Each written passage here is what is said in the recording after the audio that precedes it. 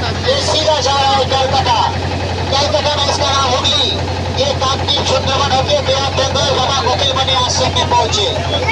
तो इसका नाम भागीरथी गंगा कहा जाता है शास्त्रों में, और गूगल मैप में इसको हुगली दिखाई देता है।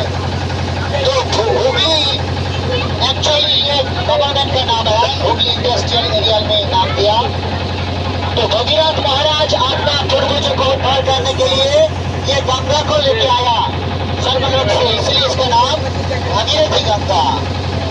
और ये नवद्वीप शहर कहा जाता है, जिसमें नवद्वीप घाट, बल्लभ घाट, इसके 4 द्वीप है मुख्य। ये नवद्वीप शहर टाउन कहता है। इसमें कोलाद्वीप, ऋतुद्वीप, चंद्रद्वीप, नवद्वीप कहते ही जो गंगा, इसका पश्चिम दिशा में 4 द्वीप, और ये पूर्व दिशा देखिए, वही तो कृष्णनगर गौतम द्वीप, और बौद्धद्वीप ये शरीफगंज घाट, वही तो कृष्णनगर 12 किलोमीटर, और मायापुर में 3 द्वीप है, अंतरद्वीप, सीमांतद्वीप, रुद्रद्वीप। ये total 16 cross 21 dozen 32 miles 192 kilometre.